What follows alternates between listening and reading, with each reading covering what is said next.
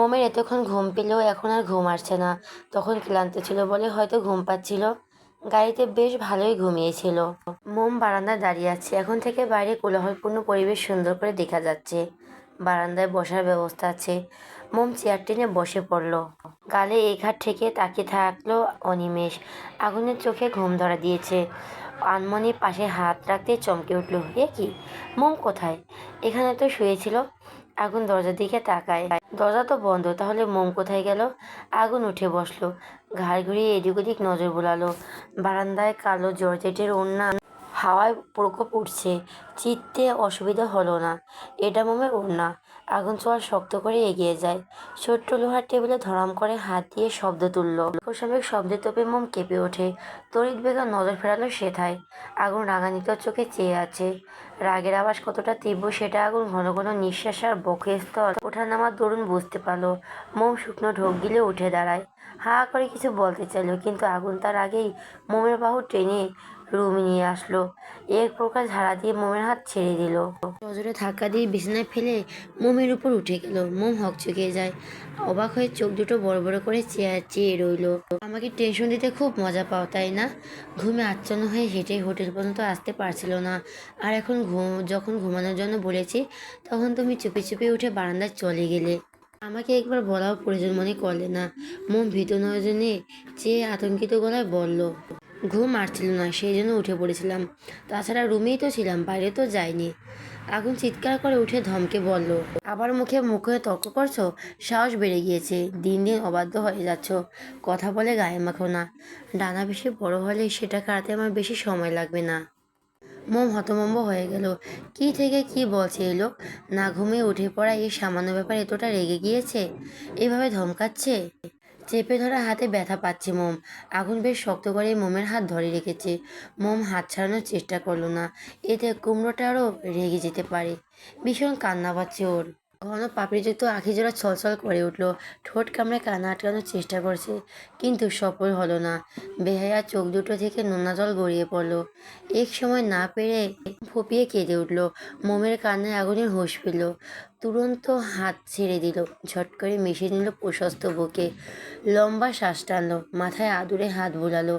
ভারেকে নিঃশ্বাস ছেড়ে শান্ত কণ্ঠে বলল, অজানা জায়গায় এসেছো। আমার জন্য না হলে তোমার জন্য এই শহর নতুন। তোমাকে দেখতে না পেয়ে টেনশনে পড়ে গিয়েছিলাম। এমনিতে একটা ব্যাপারে তোমারে নিয়ে ভয় ততষ্ট থাকে, তাই রাগ হয়েছিল। মোম কিছু বলল না। আগুনের বুকে থেকে ক্রমশই ফুপিয়ে যাচ্ছে। আগুন পুনরায় অত্যন্ত মোলায়েম গলায় বলল, জায়গাটা অপরিচিত, আমাকে না বলে কোথাও যাবে না। যেখানে যাবে আমাকে বলে যাবে, মনে থাকবে তো? মোম ঠোঁট উল্টে বলে, থাকবে, তবে ওয়াশরুমে গেলেও বলে যেতে হবে। আগুন এক পেশে হাসলো, আর একটু নিজের সাথে জড়িয়ে নিয়ে বলল, দরকার হলে তাই, এবার বলো, না বলে আর কোথাও যাবে? মোম ছোট করে উত্তর দিল, যাব না। তপ্ত স্বাদ ছালো। অঞ্জলি ফুটে মোমের কোমল মুখোচুরি তুলে নিল। এইটুকুতে কেঁদে কুটে চোখ মুখ ফুলিয়ে ফেলেছে মেয়েটা। সাদেকে আর আগুন তার পিচি বুকে কোমলমতি বলে। আগুনে গরম মুষ্টিপুট এগিয়ে মোমের চোখে দুটো চুমু দিল। এরপর চুমু পড়লো মোমের পাতলা পিরপ চোখে। আগুন যত্ন নিয়ে চুমু খেলে বইয়ের কোমল রক্তভা গালে। মোম চোখ তুলে চায়। আগুন তার ভেজা গালে মুছে দিল। মোম ভোতা মুখে বলল, ঘুম আসছে না। মোমকে বুকে নিয়ে শুয়ে পড়লো আগুন। রাশভারী গলায় বলল, কথা না, চুপ করে চোখ বন্ধ করো, ঘুম চলে আসবে। হোটেল থেকে মাগরিবের আজানের পরে সকালে বের হলো। সকলের মুড এখন ফুরফুরে।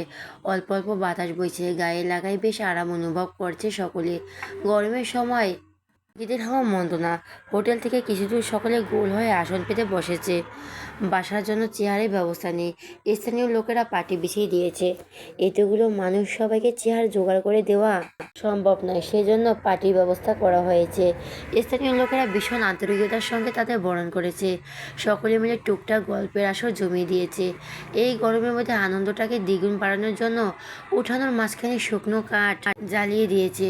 মোম খুশিতে হাততালি দিয়ে চেয়েও পারেনি, কারণ সবাই আছে এখানে।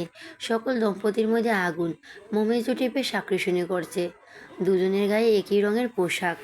সকলের মধ্যে থেকে রাফি দাঁড়িয়ে উচ্চস্বরে বলে উঠল, শুধু গল্পগুজব করে সময় পার করলেই চলবে?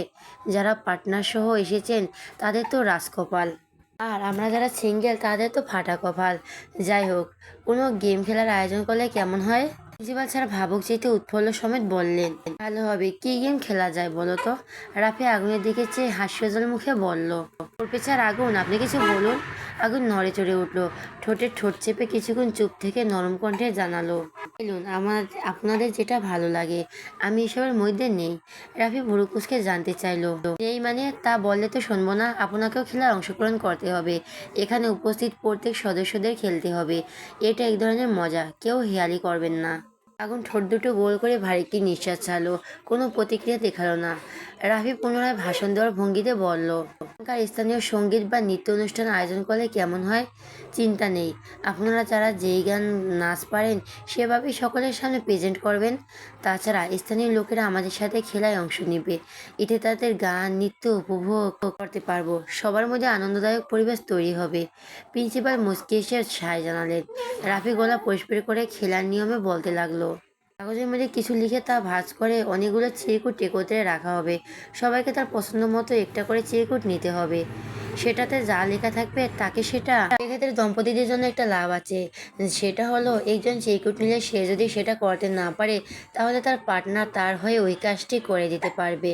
সো এভরিওয়ান, সবাই বুঝতে পেরেছেন খেয়াল আর নিয়ম? সকলে একসঙ্গে উচ্চ আওয়াজে বলে উঠল। রাফি এক একটা চিরকুট কিছু লিখলো, বাজ করে সবগুলো চিরকুট একত্রিত করলো। স্থানীয় লোকেদের থেকে ছোট্ট একটা ঝুলি নিয়ে সেটাতে চিরকুট রাখলো। প্রথমে প্রিন্সিপাল স্যারকে একটা চিরকুট উঠাতে বলো। প্রিন্সিপাল মুচকি এসে একটা চিরকুট তুললেন। প্রিন্সিপাল স্যারকে একটা চিরকুট উঠাতে বলো। প্রিন্সিপাল মুচকি এসে একটা চিরকুট তুললেন, সেটাতে লেখা নাচতে হবে। প্রিন্সিপাল হো হো করে হেসে উঠলেন, হাসতে হাসতে বললেন, এই বয়সে আমি নাচবো? রাফি উৎফুল্ল চিত্তে ভারী গলায় বলল, অবশ্যই স্যার, আনন্দের কোনো বয়স হয় নাকি? চেষ্টা করছি। রাফি ছোট্ট করে মিউজিক বক্সে পুরোনো দিনের গান ছেড়ে দিল। প্রিন্সিপাল গানের তালে যেমন পেরেছেন নেচে দেখালেন। মোম হাসি মুখে পুরোটা মুহূর্ত উপভোগ করলো। এখন খেলা মনোযোগকে কম দিয়েছে, সে তো হাসি মাখা বইয়ের মুখচ্ছিরির দিকে তাকিয়ে আছে। যে ছেলে বউ ছোট বলে বিয়ে করবে না বলে চিৎকার করে বাবার সাথে মনোমালিন্য পর্যন্ত করেছে, সে ছেলে এখন পিচ্চি বউয়ের প্রতি তীব্রভাবে আসক্ত হয়ে পড়েছে। মোমের থেকে বেশিক্ষণ দূরে থাকলে পারে না, দূরে গেলে বুকটা কেমন শূন্য শূন্য লাগে। একে একে সবাইকে চিরকুট দেওয়া হলো, যার চিরকুট যেটা লেখা ছিল সবাই সেটা আনন্দ স্বরূপ করে। স্থানীয় লোকেরা তারাও খেয়ালে অংশগ্রহণ করেছে, করে সবাইকে আনন্দ দিয়েছে। কিন্তু যখন আগুনের পালা আসলো তখন সে বেঁকে বসলো, কারণ তার চিরকুট নাচতে বলা হয়েছে। আগুন তো নাচতে পারে না, আর আগুনের পার্টনার মোম তো আগুনকে নাচতে কিছুতেই দিবে না। রাফি বিরক্তিকর মুখভঙ্গিতে বলে ওঠে, আগুন স্যার, আপনি কিন্তু খেয়াল নিয়ম ভঙ্গ করছেন। প্রিন্সিপাল স্যারও তো নাচতে পারছিলেন না, তবুও তিনি যেমন পেরেছেন নিচে দেখিয়েছেন। আপনি একটু নিচে দেখালে কি হবে? আগুন মুখ কুচকায়, রাগ হচ্ছে ভীষণ, বেশিরভাগ সিনিয়র, তাই চেঁচিয়ে কিছু বলতেও পারছে না। কিছুটা ঝাঁজ সমেত তীক্ষ্ণ মেজাজ নিয়ে বলল, দেখুন আমি নাচতে পারি না, শুধু শুধু জোর করে তো লাভ নেই। রাফি বাঁকা হাসলো, উচ্ছ্বাসিত কণ্ঠে শুধালো, আচ্ছা নাচতে না পারলে আপনাকে এখন যেটা করতে বলবো সেটা করে দেখান। আগুন ভুরু কুচকে বলল, চওড়া গলা জানতে চাইলো, সেটা কি? রাফি গলা খেকিয়ে দিয়ে জানায়, আমাদের সকলের সামনে রোমান্টিক একটা গানকে ভাবিকে প্রপোজ করতে হবে। আগুন অকপটে জবাব দিল, এটাও পারবো না। রাফি নাকের পাটাতন ফুলিয়ে খোঁচা মেরে বলল, জানতাম পারবেন না, স্টুডেন্টের সিটিং দেওয়া ছাড়া আর কিছুই পারেন না, জানা আছে আমার। আহারে, পিসি ভাবিটা কত আশা করেছিল বরের থেকে ঘুরতে এসে রোমান্টিক কিছু মুহূর্তে উপহার পাবে, সেটা আর হলো না। তার বর তো আনরোমান্টিক। আগুন বিড়বিড় করে বলল, আমি রোমান্টিক কিনা সেটা আপনার ভাবি রুমে গেলেই টের পায়। কি বিড়বিড় করছেন আমাদের শুনিয়ে বলুন। আগুন তপ্ত সাচ্ছালো মমির দিকে নজর রেখে ভরাট স্বরে বলল, অপশন চয়েস করলাম। রাবির ঠোঁট এলিয়ে হাসলো, খুশিতে গদগদ করে বলল, এই না হলে আগুন স্যার, শুরু করুন। মোমের হাত ধরে আগুনের উঠোনের মাঝখানে আনলো। মোম আর চোখে আশেপাশের দিকে তাকাচ্ছে, সকলের নজর লজ্জা লাগছে। আগুনের গান শোনার জন্য সবাই উৎকৃষ্ট দৃষ্টিতে তাকিয়ে আছে। মোম নিজেও ভীষণ এক্সাইটেড। স্থিরতা কাটিয়ে আগুন গলা ছেড়ে গেয়ে উঠলো। গান গাইতে গাইতে মোমের কোমর পিছিয়ে দূরত্ব ঘুচিয়ে নিল। মোম হা করে সন্তুষ্ট চোখে আগুনের দিকে চেয়ে আছে। আগুনের গানের গলা তেমন ভালো না হলেও অতটা খারাপ না। মোমের মনে শোক পাখিরা উঠলো, কুমড়োটা গান গেয়েছে, তার জন্য বিশ্বাস করতে পারছে না। আগুন গোলাপি অদর জোড়া কেড়ে নিয়ে মোমের চোখে চোখ রেখে নিরেট স্বরে বলে ওঠে, আয় এই কোমলমতি, বক্ষপিঞ্জরে জায়গা তো করে নিয়েছে, বাকিটা জীবনে তোমার পাশের, তোমার সাথে থাকার অনুমতি পাবো কি? আমার রাগ, আমার শাসন, আমার জেদ সব কিছু মেনে নিয়ে থাকবে কি আমার সাথে? আমার মনে অপ্রকাশিত অনুভূতি মেশানো কথাগুলো তুমি তোমার হৃদয়ের ব্যাকুলতা দিয়ে বুঝে নিও। আমি যেমন তেমনভাবেই আমি তাকে মেনে নিব কি? বলো আমার কোমলমতি। মোম একরাশ মুগ্ধতা নিয়ে আগুনের বলা সকল কথা তৃপ্তি সহ শ্রবণ করলো। কি বলেছে এই কুমড়ো মার্কা লোকটা? মোমটাকে মেনে নিবে কি না জানতে চাচ্ছে। মোম তো কবুল বলার পর থেকে এই মানুষটাকে নিজের একান্ত আপন ব্যক্তিগত মানুষরূপে স্বীকার করে নিয়েছে। মানুষটার মোহ বাচন ভক্তি যত্নে আটকেছে ক্ষণে ক্ষণে। পাশ থেকে রাপি সহ বাকিরা চিল্লিয়ে বলো, ভাবি উত্তরটা দিয়ে দেন। বেচারা ছেলে কতটা আবেগ সমেত উদ্বেগ নিয়ে আপনার দিকে চেয়ে আছে। মোমের চোখে জলকণা উকিয়ে দিচ্ছে। বার কয়েক পলক ঝাপটিয়ে ধীরে গলায় বলে উঠল, আমি আপনার সকল কথায় রাজি মাস্টার মশাই। এখন চোখ বুজে নিল, লম্বা শ্বাস টেনে প্রশান্তের নিঃশ্বাস ত্যাগ করলো। রাবি সশব্দে সিটি বাঁচালো। সবাই একসাথে জোর হাততালি দিল, ওদের শুভেচ্ছা জানালো। বরপক্ষের খাওয়া দাওয়ার পর শম্ভুনাথ সে তেমন ভালো আয়োজন করতে পারেনি বলে ক্ষমা প্রার্থনা বলে বিদায় দেওয়ার ইঙ্গিত দিয়ে বরের মামা আশ্চর্য হয়ে বললেন যে, ঠাট্টা করিতেছেন নাকি? এর জবাবে শম্ভুনাথ সে ঠাট্টার সম্পর্কে স্থানীয় করার ইচ্ছে তার নেই বলে স্পষ্ট জানিয়ে দেয়। কারণ যারা মনে করে কন্যার বাবা গহনা ফাঁকি দিবে, তাদের সঙ্গে কোনো সম্পর্ক গড়ে তোলার প্রশ্নই ওঠে না। তার টেবিলে বসে আনিকা বাংলা বইয়ের পড়া পড়ছে, সামনে টেস্ট পরীক্ষা আছে। এমন সময় মনোযোগী হওয়া অতি আবশ্যক। যখন পড়ায় গভীরভাবে ডুবে গেল, ঠিক তখনই ভাইব্রেশনে থাকা মোবাইলটা ভো ভো আওয়াজে বেজে ওঠে। বিরক্তিতে মাথা চাড়া দিয়ে উঠল। ইচ্ছে না থাকা সত্ত্বেও ফোনটা রিসিভ করলো। পরিচিত নাম্বার, বেয়াদব আয়মান শেখদারের। মোবাইলটা কানে ধরে ঝাঁঝালো গলায় বলে ওঠে, এত রাতে ফোন করছেন কেন? আয়মান আরাম করে চেয়ারটে মাথা এলিয়ে দিল। দেওয়াল ঘড়ির কাঁটার দিকে নজর বুলিয়ে মুচকি এসে বলল, বেশি রাত তো হয়নি, সবে রাত 9টা। ফোঁসকার নিঃশ্বাস ছাড়ল। দরজা দেখে একবার উকি দিয়ে চিবিয়ে চিবিয়ে বলল, আপনার কাছে বেশি না হলেও আমার কাছে অনেক বেশি। রাখছি, আমার ডিস্টার্ব হচ্ছে। আয়মান মৃদুস্বরে চিৎকার করে উঠল, গমগমে গলায় বলল, এখন রাখবে না, কথা আছে। আনিকা মেজাজ খারাপ হচ্ছে। পড়া রেখে এই ফালতু ছেলেটার সাথে বকবক করার ইচ্ছে ওর নেই। ভারী গলায় প্রশ্ন করলো, বলুন কি কথা, কি করছো? আনিকা কটমট করে জবাব দিল, আপনার সাথে কথা বলছি। আয়মান উচ্চ আওয়াজে হেসে ওঠে। আনিকার গা জ্বলে উঠল। তিখি মেজাজ নিয়ে জিজ্ঞেস করলো, আপনার আর কিছু বলার আছে? নয়তো আমি রাখছি। আয়মান তুরস্ক উত্তর দেয়, রেখো না, আমার সাথে কথা বলা ছাড়া আর কী করেছো সেটা বলো। পড়ছি। ডিনার করেছো? আনিকার জবাব খিটখিটে, না। কখন করবে? ভুরু কুঞ্চিত করলো মেয়েটা, সেটা আপনাকে বলতে হবে? আয়মানের কণ্ঠে প্রবল অধিকার বোধ। অবশ্যই। কেন বলবো? তুমি আর আমি তো একই। লিঙ্কে রেখে একা কীভাবে খাই বলো? আনিকা ভেঙচি কাটলো, ব্যঙ্গত করে তৎক্ষণাৎ। রাতের বেলা মতিভ্রম হলো, জ্বলন্ত কয়লার উপর দিয়ে হাঁটেন। আমার ঠোঁটেলেই হাসলো, মোহনীয় কণ্ঠে বলল, কয়লার উপর দিয়ে হাঁটার দরকার নেই, তোমাকে দেখলে মতিভ্রম এমনিতেই কেটে যাবে। আনিকা আর আয়মান একে অপরের সাথে কথা জুড়ে দিয়েছে। আয়মান উচ্ছ্বাসিত হয়ে কথা বলে যাচ্ছে, আর আনিকা সেই সকল আজাইরা পেঁচাল চুপ করে শ্রবণ করছে। আয়মান ইচ্ছে করছে, এমন এমন অদ্ভুত কথাবার্তা বলছে যা আনিকাকে রাগিয়ে দিচ্ছে। আনিকা রাগান্বিত হয়ে বলা কথাগুলো আয়মান খুব এনজয় করেছে। খুক খুক করে শব্দ তুলে অনিবারত কেসে চলছেন সানাউল্লাহ। কাশির চোটে বুকে ব্যথা করছে, হাত দিয়ে বুক ডলছেন, কাজ হচ্ছে না। ব্যথাটা ক্রমাগত বৃদ্ধি পেয়ে চলছে। তৃষ্ণা পেয়েছে তার, গলাটা শুকিয়ে আসছে। হাত বাড়িয়ে পানির গ্লাস হাতে তুলে নিতে চাইলেন, কিন্তু সবল হলেন না। সিলভারের গ্লাসটা হাত ফসকে পড়ে গেল। ফ্লোরের পরে টুংটাং আওয়াজ তুলল। সেই প্রতিধ্বনি আনিকার কর্ণগোচর হলো। ভাবুক চিত্তে আয়মানের সাথে কথা বলা চলমান রেখে বাবার রুমে প্রবেশ করলো। মুহূর্তে সারামুখ আতঙ্কে ছেয়ে গেল। মুডের হাতে মোবাইল আছড়ে নিয়ে পড়ে যায়। আনিকার তনুমন কনকনে শীতের মতো থরথর করে কেঁপে উঠল। বাবার দিকে তীক্ষ্ণ দৃষ্টিতে চেয়ে আগুন কাঁপে চিৎকার করে ওঠে, বাবা! হসপিটালে বেঞ্চিতে বিষণ্ণ মনে বসে আছে আনিকা। মেয়েটার গাল বেয়ে ক্রমাগত নোনা জল গড়িয়ে পড়ছে। জোরে জোরে শ্বাস টানছে, নিঃশ্বাস নিতে কষ্ট হচ্ছে। চোখে মুখে লেপ্টে আছে একরাশ অন্ধকার। হৃৎপিণ্ডটা ভয়ে দ্রুত লাফিয়ে লাফাচ্ছে। ঠোঁট কামড়ে কান্না আটকাতে চচ্ছে, কিন্তু কান্নাগুলো দলা পাকিয়ে কণ্ঠ ফুঁড়ে গুনগুন করে শব্দ করে বেরিয়ে আসছে। তার পাশে চিহ্নিত ভঙ্গিতে দাঁড়িয়ে আছে আয়মান। আস্তে করে আনিকার পাশে বসা দিদা নিয়ে কাঁধে হাত রাখলো। ভেবেছিল আনিকা ছাড়ি মেরে হাত সরিয়ে দেবে, তবে সে দিল না। আয়মানকে অবাক করে দিয়ে তার বুকে কপাল থেকে ডুকরে কেঁদে উঠল মেয়েটা। থমকে গেল আয়মান, বিস্ময় কিং কর্তব্য বিমূর্ষে। হাটের বাঁ পাশে ধরাস ধরাস করছে। আনিকার একটুখানি ছোঁয়ায় পুরুষলিয়ার শরীরটা মৃদু কম্পনে কেঁপে ওঠে। হাত দুটো মুঠো করে চোখ বন্ধ করে ফেলল সে। অদূরে ধরা দিল কিঞ্চিত মুচকি হাসি। চোখ খুলে হাত উঠিয়ে আদুরে সমেত আনিকার মাথায় রাখলো। ভরসা স্বরূপ বলে উঠল, চিন্তা করো না, আঙ্কেল দ্রুত ঠিক হয়ে যাবেন, আল্লাহকে ডাকো। তখন আনিকা ছানাউল্লার রুমে এসে দেখে তিনি বুকে হাত চেপে বিছানায় তপড়াচ্ছেন।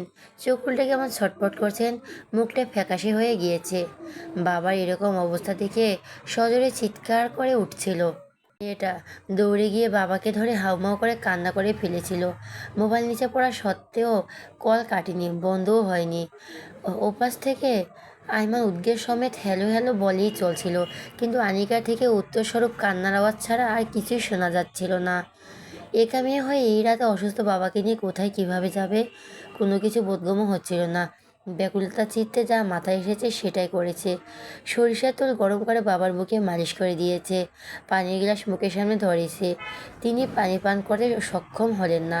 ঠোঁট দুটো বাঁকিয়ে মুখের পানি পড়ে গেলেও গলা বুক ভিজে গিয়েছে। আনিকা কি করবে কিছুই বুঝতে পারছিল না। ঠিক সেই মুহূর্তে আয়মান এসে ওদের বাড়িতে উপস্থিত হয়। আনিকার গলা ছেড়ে কান্নায় আয়মান বক্ষস্থল চিনচিনি ব্যথা অনুভব করছিল। দিক বেদিক ভুলে মিনাকে ইম্পর্টেন্ট কাজটা আছে বলে রাতের বেলা বাসা থেকে বেরিয়ে আনিকাদের বাড়িতে চলে আসে। ছানাউল্লার শরীরের অবস্থা বেগতিক দেখে আশেপাশে কয়েকজনকে ডেকে গাড়িতে উঠিয়ে দ্রুত ছুটল কাছাকাছি কোনো হসপিটালে। আয়মান নিজেদের বাড়ির গাড়ি করে এসেছিল, এই জন্য এক্সট্রা গাড়ি ভাড়া করার প্রয়োজন হয়নি। হসপিটালে পৌঁছেই আয়মান পরিচিত সিনিয়র একজন ডক্টর সাহায্যে ছানিউল্লাহকে চিকিৎসার জন্য দ্রুত ব্যবস্থা করা হয়। কন্দনরত অবস্থায় ভাঙা গলায় আনিকা বলে উঠল, আমার বাবা ছাড়া আর কেউ নেই, বাবার কিছু হয়ে গেলে আমি বড্ড একা হয়ে যাব। আয়মান সান্ত্বনা দিতে পারলো না। ডক্টর এখনো বের হয়নি। কি হয়েছে ছানাউল্লার বা কি হতে চলছে বোঝা মুশকিল, তবুও আনিকাকে সামলাতে বলল, ভরসা রাখো, আঙ্কেল কিছু হবে না, আমি আছি তোমার পাশে, তুমি একা নও। আনিকা ভেজা চোখে তাকায়। নিষ্প্রভ শান্ত চাহনি তার। শ্যামলাটে মুখচ্ছিরি কেমন প্রাণহীন দেখাচ্ছে কান্নার প্রকোপে। ফোপানো দরুণ ঠোঁট দুটো কেঁপে কেঁপে উঠেছে। কম্পমান ঠোঁটের দিকে চোখ পড়তেই আয়মান ঘোর লেগে যাচ্ছে। চটজলদি নজর ফিরিয়ে নিল সে। ঢোক গেল। আরও কিছু সময় অতিবাহিত হওয়ার পর ডক্টর মাস্ক খুলে বেরিয়ে আসলেন। আনিকা উঠে ডক্টরের কাছে এসে আতঙ্কিত মুখে ভীত গলায় জিজ্ঞেস করলো, আমার বাবা ঠিক আছে তো? ডক্টর নিশ্চুপ রইলেন। আনিকার ভয় বৃদ্ধি পেল। কাতর গলায় পুনরায় জানতে চাইল, কথা বলছেন না কেন?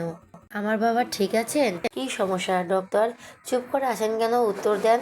আপনার চুপ থাকায় আমাদের চিন্তার পরিমাণ বাড়ছে, আপনি কি সেটা বুঝতে পারছেন না? ডক্টর ধীর গলায় জবাব দিলেন, পেশেন্টের হার্টের সমস্যা, খোদার কাছে শুক্রিয়া মারাত্মক ক্ষতি হয়নি। তিনি মেবি অতিরিক্ত টেনশন করেন, যার জন্য বুকের ব্যথা অধিক হারে বেড়ে গিয়েছিল। পেশেন্টকে টেনশনে ফ্রি রাখবেন, সবসময় হাসি খুশি রাখার আপ্রাণ চেষ্টা করবেন। মেডিসিন লিখে দিচ্ছি, সময় মতো খাওয়াবেন, ইনশাল্লাহ ঠিক হয়ে যাবেন। আনিকের চোখ বুজে স্বস্তির নিঃশ্বাস ছাড়লো। বুক থেকে যেন কোনো ভারী বস্তু নেমে গিয়েছে। ছটফটিয়ে বলে ওঠে, আমি বাবার সাথে দেখা করতে চাই, আর আপনার নির্দিষ্ট টাকা আমি পরে দিয়ে দিব। ডক্টর মুচকি হেসে বললেন, কোনো পেমেন্ট করতে হবে না, আয়মান আপনাদের পেমেন্ট করে দিয়েছে। আপনি চাইলে আপনার বাবাকে আজকে বাড়িতে নিয়ে যেতে পারবেন। আনিকা উৎফুল্লতার সমেত বলে, ধন্যবাদ ডক্টর। তো চলে গেলেন। আনিকা তাকায় আয়মানের দিকে। আয়মান হাত দিয়ে মাথা চুলকে এদিক ওদিক নজর ঘুরায়। ডক্টরকে নিষেধ করেছিল এসব কথা আনিকাকে জানাতে। ডক্টর আয়মানের কথা অগ্রাহ্য করে বলে দিচ্ছেন। আচ্ছা, আনিকা আবার ভাবছে না তো আয়মান ওদের উপর দয়া দেখাচ্ছে? উল্টো পাল্টা চিন্তা করে ভুল বুঝবে না তো?